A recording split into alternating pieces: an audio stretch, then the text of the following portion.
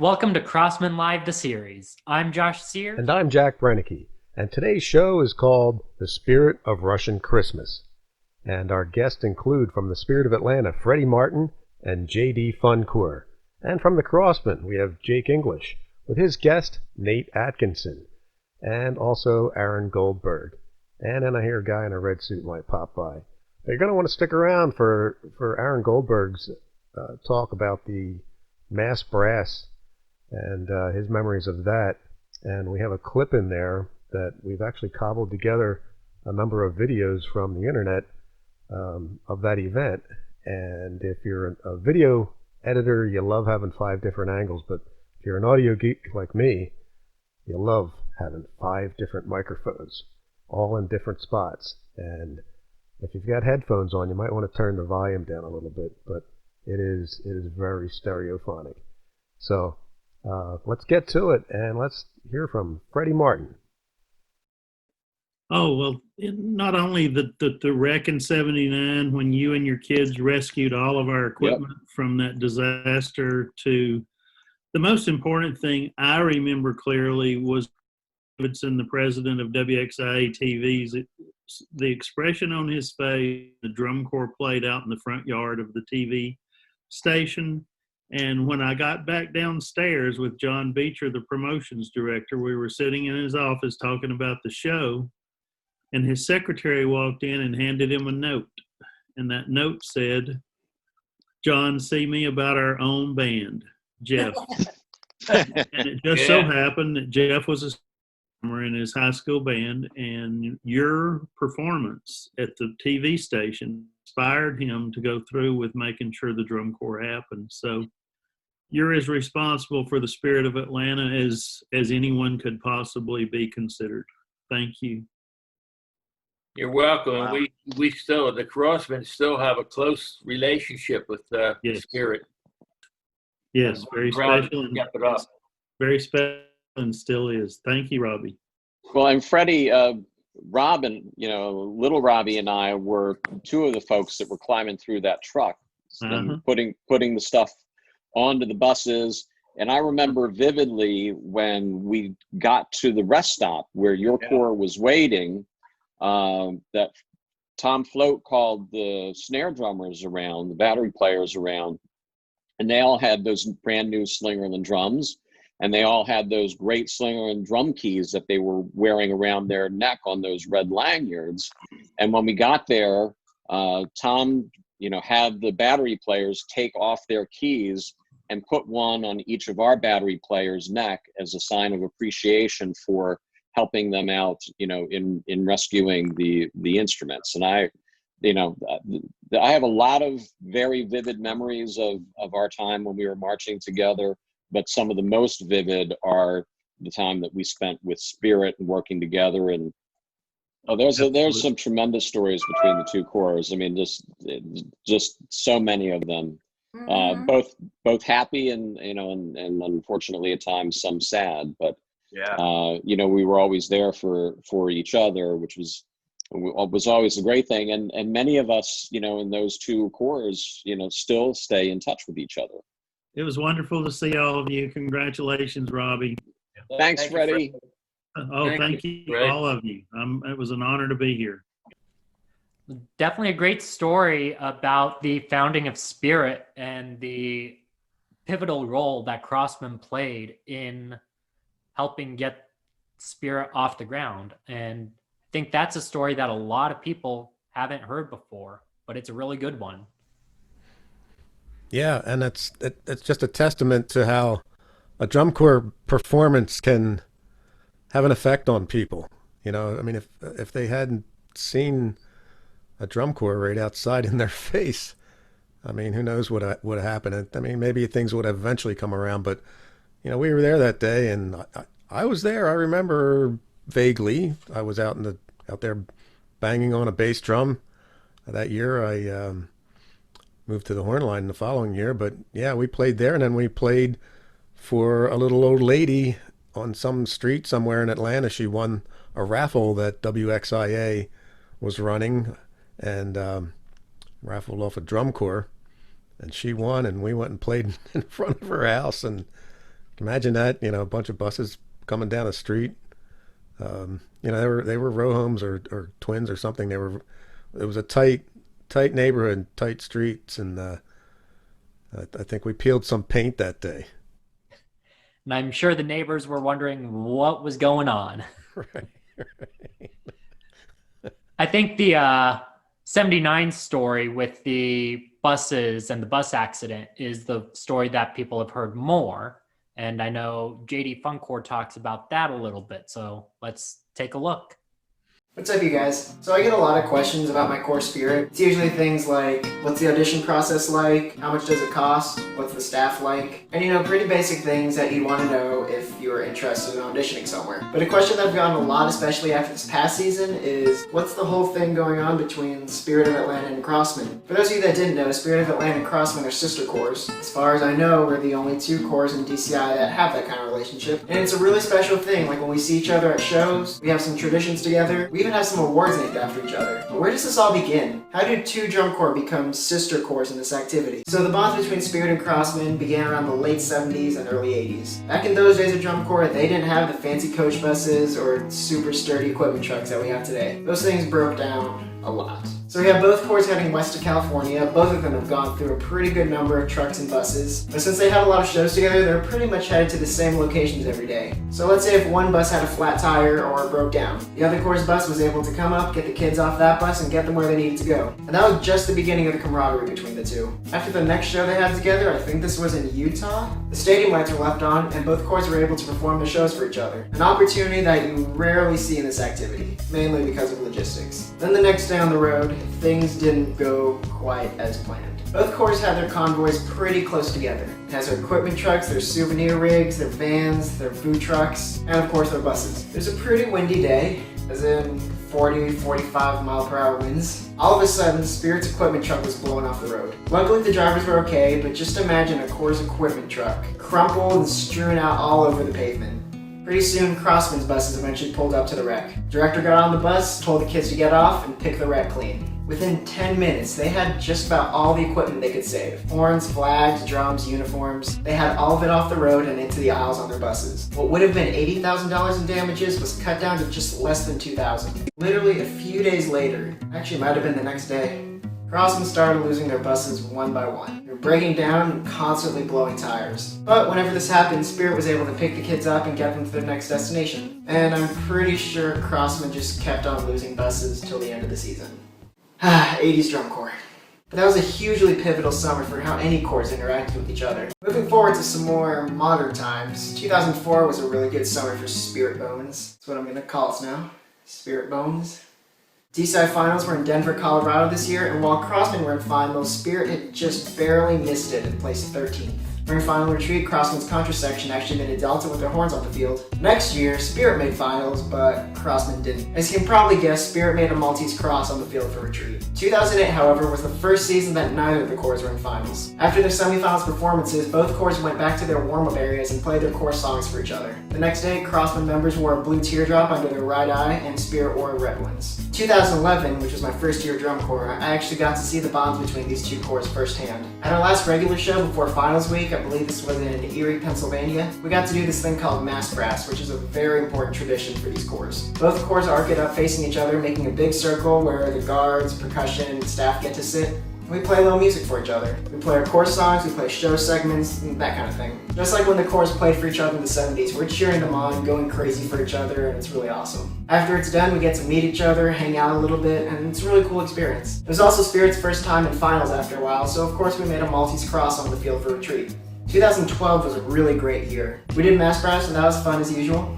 But this year, both Spirit and Crossmen were in finals. A really cool memory I have is when we just got done with our semifinals performance, we're going through the tunnel, you hear them announcing the scores for the previous corps, and that's when we first heard that Crossmen was in finals. Normally after performance, especially a big one like this, we kind of group it up, and we just have a little post-show talk. This time we were just told, go find Crossmen and go congratulate them. So we find them in the parking lot in front of Lucas Oil, they're all so happy and crying. We're hugging them, congratulating them, eventually we're crying. It was a really emotional experience, but it was also one of my favorite memories from drum corps. Now this past summer, with just Crossmen in finals, you may have seen that picture of them making a delta on the retreat field. What you may not have seen though was actually the members wearing our deltas on the field. Most of us gave them to him after our semifinals performance, some of them during their finals warm-up. But it meant so much to us to see them wear them on the field Saturday night, performing their hearts out for the last time.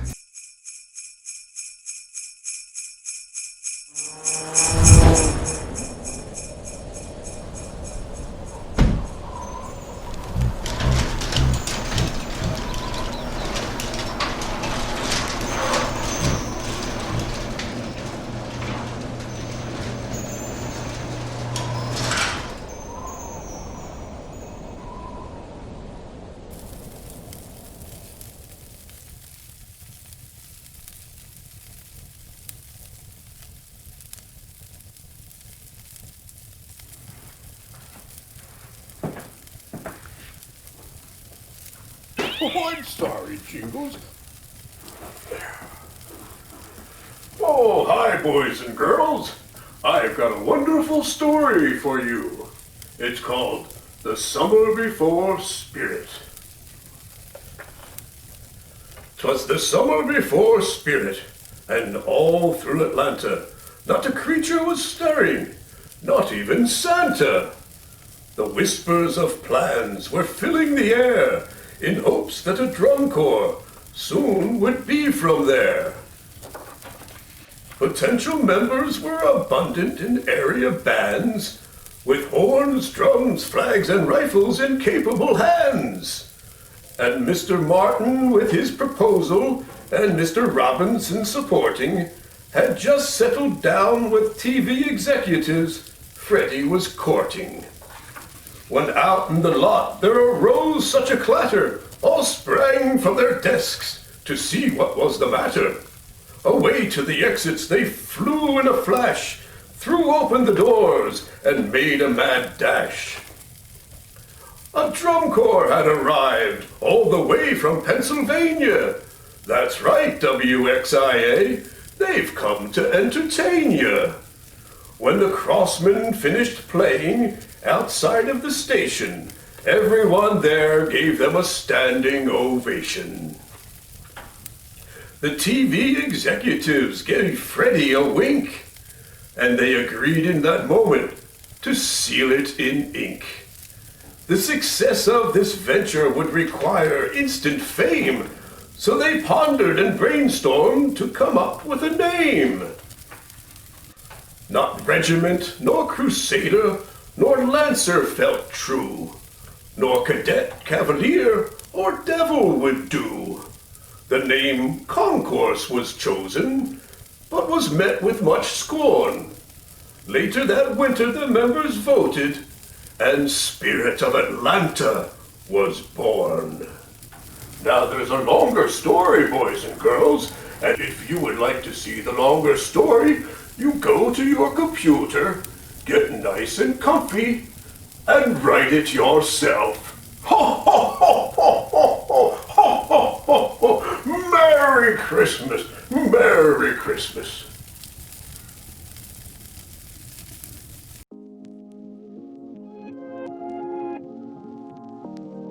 The Crossmen have all of our instruments for sale. Brass, percussion, electronics, podiums, props, and much more.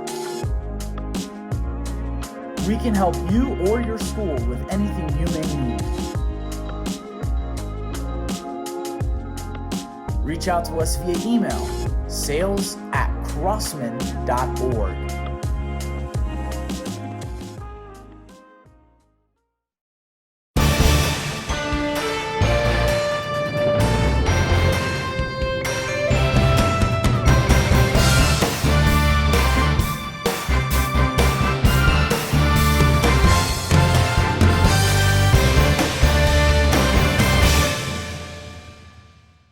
Hello, everyone, and welcome to Crossmen Live. Today we have our member spotlight with Nate Atkinson.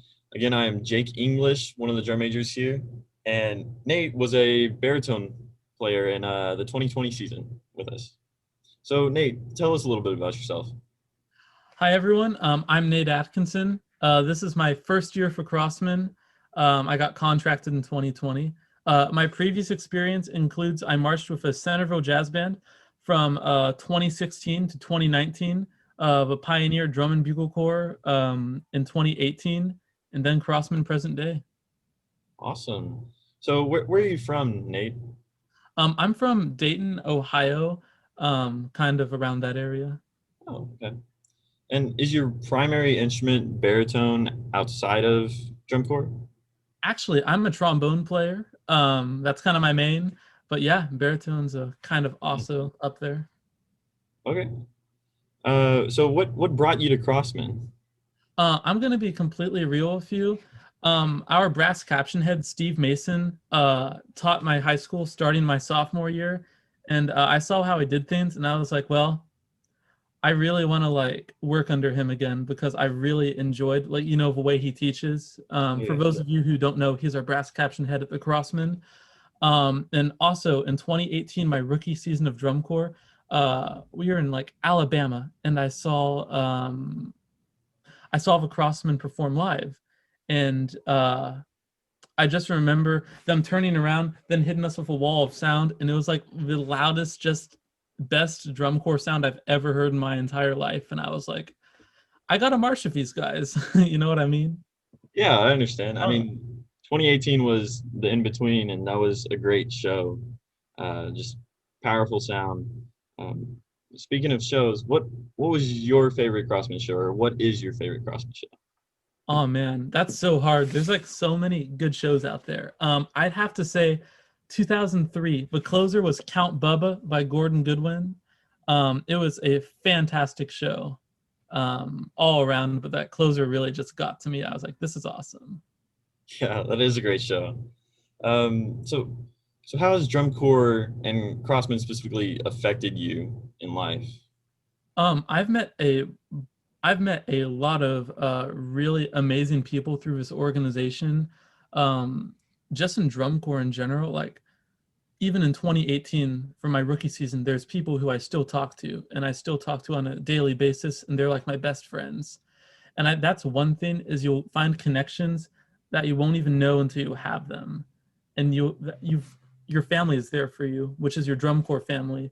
And sometimes you don't even know they're there until you need them. And it's just a wonderful thing. Yeah. Drum corps is just one big family, and you get to meet everyone, you know? For sure. Oh yeah. Oh yeah. All right. So what is your favorite show site? I know you marched in 2018. What was your favorite show site from that year? Do you have one? Well, as much as I don't like Alabama, I did love our show site in Alabama because it was just so peaceful. There were a bunch of kids who came to our rehearsal and were just cheering us on, and it was like they'd never seen a drum corps before, so this was like revolutionary to them. With Crossmen, I've only been to 2 camps, so I can't really say a housing site, although both of the housing sites were really nice. Definitely the high school where I got contracted at is something that I'll always remember and think about with a high regard.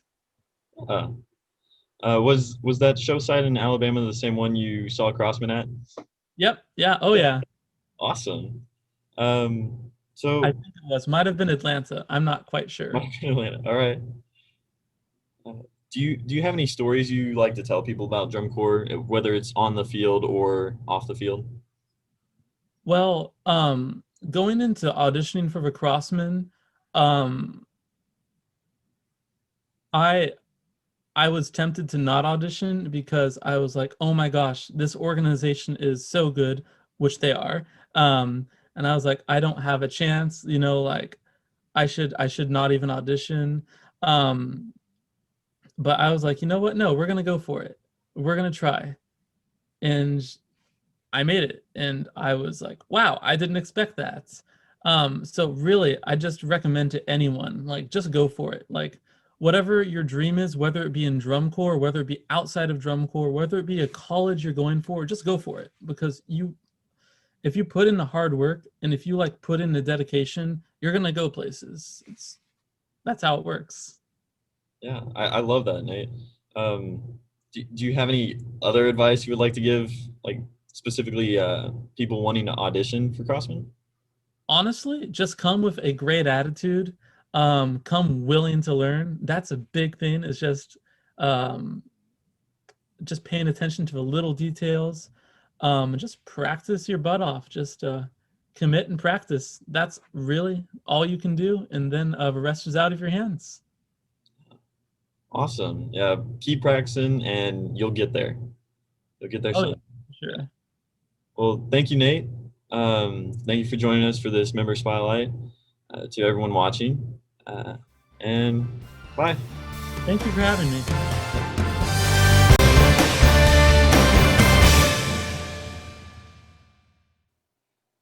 Hello, good to see everybody. My name is Aaron Goldberg, and I am missing my usual counterpart this month, Mr. Taylor Jenkins.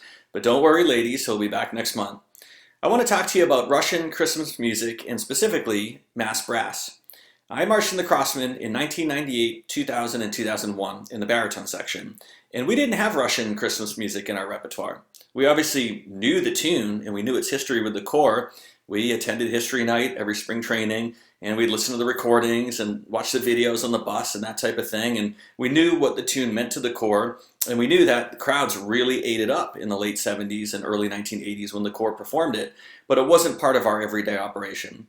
Well, my first year on brass staff was 2002, and Chuck Nafier, who was our arranger back then, and of course Chuck came back years later in Texas to write for the Corps, Chuck knocked out an arrangement of Russian Christmas music that was absolutely fantastic, and the horn line really enjoyed playing and putting its soul into and passionately bringing it to crowds in the lot before shows and playing at certain times of the season.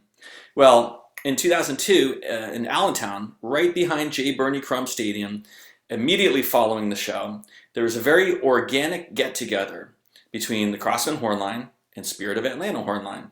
And Crazy Joe Kempf, our drum major at the time, may he rest in peace, revved up Russian Christmas music for Spirit, and they revved up George on My Mind for the Crossmen, and everyone then had to basically run back to their buses before the cops showed up because they were breaking a noise ordinance. The show was over, and they were not supposed to be playing that close to the neighborhoods. But it was obviously a great get-together that sort of sparked a great, I shouldn't say relationship with Spirit, because the relationship was always intact. We loved seeing them. We'd hang out with them in the lot after shows and this and that. Obviously, we knew the history with Spirit, and Spirit knew the history with the Crossmen, and we always felt like sibling corps. But we hadn't done anything together for a while up until that point. I don't know when the last time the corps got together or did something, even in the form of performance, like mass brass is. So in 2002, that kind of sparked it up again, and we got together with them here and there, but sort of it fell off the boat in the mid-2000s. There's a lot of turnover in staff of the Crossmen, a lot of turnover with brass caption heads, a lot of turnover with just where the Corps was performing, and obviously in the very mid-2000s, a little bit of a struggle, falling out of finals, trying to get back into finals, and then moving to Texas. And it kind of just went away for a few years. Well, myself and the handful of East Coasters that made sure to follow the Corps down to Texas to help keep the Crossmen and help bring some of those traditions and bring the passion for the Corps to our new home with new people. And we wanted to make sure that, obviously, the Crossmen tradition and the spirit of the Corps should be competitive. It should be about winning. It should be about absolutely performing your best. But there's these little nuances, these little intricacies that if you're watching this right now, you know exactly what I'm talking about, that make the Crossmen the Crossmen. And we wanted to make sure that those didn't just vaporize as we moved 2,000 miles away. So I wrote out an arrangement of Russian Christmas music that was basically a transcription from the 1982 Crossmen performance. And I listened to those tapes, that's right, tapes, over and over and over, and just trying to pick it off by ear. All right, first soprano part, here we go, first trumpets. Second soprano part, here we go, second trumpets, and just tried to knock it all out. And obviously the going gets tough when the crowd was going nuts. You have to fight through that applause to hear what's happening in the mellophone line, that type of thing. But anyway, we taught it to the Corps in 2007, and it just became sort of a warm-up and a tune to kind of unify everybody. And everyone enjoyed playing it, and obviously it helped keep some of that tradition intact, which was hugely important. Well, I can't remember, it was 2007, 2008, a little fuzzy at this point. But we got back together with Spirit after a certain show, and then it just kept happening, and it became sort of a formalized thing. Now, my last year with the Crossmen was 2010, so I can't speak to anything that happened after that. I hear that it kept happening. I don't know if it was as consistent as being every single year, or if it was just if and when the corps were together at a time in a moment where it was meant to be and could get together and play for each other. But what I do remember very, very vividly, I remember the smell of the grass and how the cool night air felt on my skin, was in 2009 at J. Bernie Crumb. And the corps had been in Texas, I guess that was the 3rd year. And we got together with Spirit. And it's funny, when you're communicating about this stuff, it's always like a little bit of a hardship. Like, we got to do this one extra thing when the corps are just fighting to get back in finals and to tweak the show and to, blah, blah, blah. There's work to be done. Anything that's superfluous just feels like a little bit of a hardship. But as soon as we got together, and I remember this vividly, like I said, the Crossmen horn arc and the Spirit horn arc, we formed a circle in that big patch of grass right next to J. Bernie Crumb, like where the color guards warm up and stuff like that, kind of a staging area. And it was after the show, and we played for them, and they played for us, and it was the loudest freaking thing that you can imagine in the modern era. I want to say that with an asterisk. And I just remember screaming, "Thank God, Spirit, we have you, and you have us."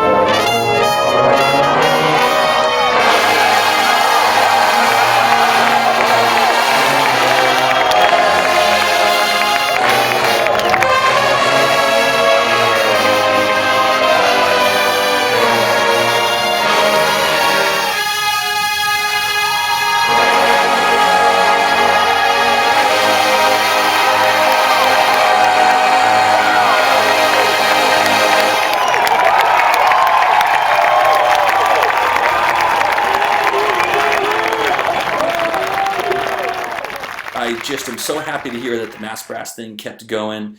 Again, it happened organically. I don't know if any single person can take credit for it, but it was the spirit of the Crossmen and the drive of spirit coming together to be together and to play for each other. Get emotional thinking about it. It means so much. And to anyone who's ever been in the Corps, yes, it's competitive. Yes, it's grueling. Yes, you're learning your technique. You're learning your fundamentals. You're learning your show. You're perfecting your show. You're elevating your craft. You're elaborating on this. You're learning what it's like to be on the road and all that teamwork and all that collaboration.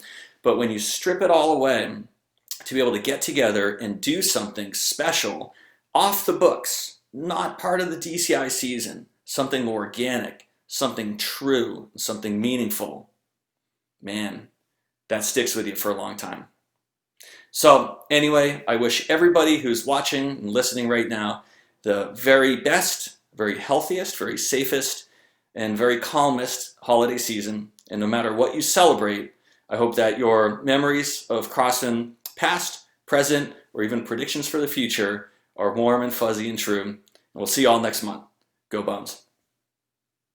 Well, thanks, Aaron. That was some really heartfelt assessment of mass brass and memories of mass brass. And I'm kind of jealous of you guys that got to participate in that. When I aged out, we hadn't done that yet. So you got any good memories there, Josh? Yeah. No, there's a reason that the night that we do mass brass was always one of the nights that we looked forward to most of all season long, because it's just always a very special moment and always a very memorable one. Even in 2008, when it first kind of restarted, was the first time that both Spirit and Crossmen were both not in finals. And so it was just something that just happened after semifinals, when we both knew both corps weren't in finals the next day. And so that's where the teardrops came back that year, and then became more of a thing 2009. And ask anyone who marched Spirit or Crossmen 2009, they'll tell you exactly how much they remember that night. It was just magical and such a great large audience there.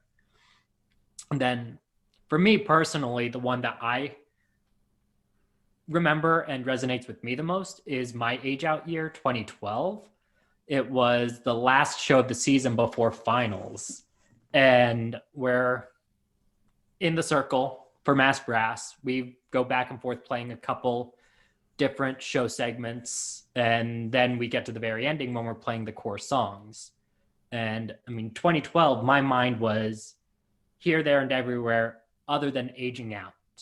Like, we were so focused and driven on the fight to get back into finals.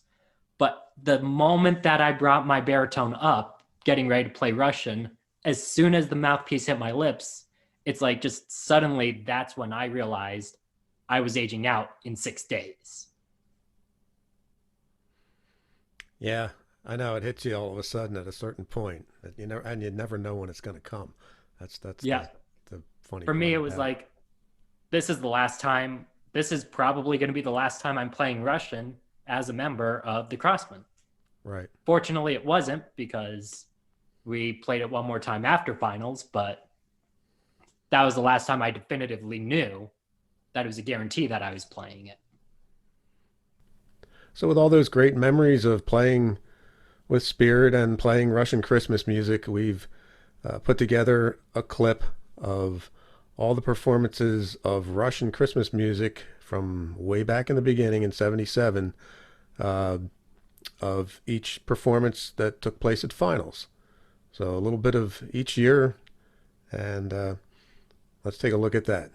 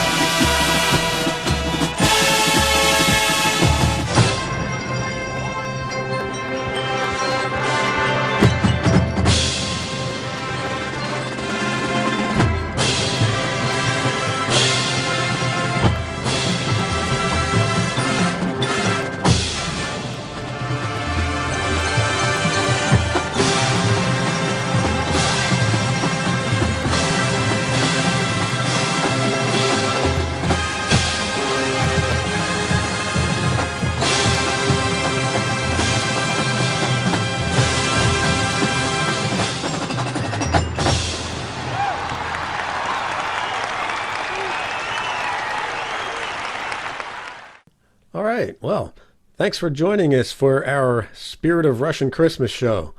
I wish everybody a happy holiday, and we have a show coming up next month, Josh, and what can we look forward to? Yep, so next month is going to be the new year, and what better way to start the year than looking back on some of the great traditions that the Corps has.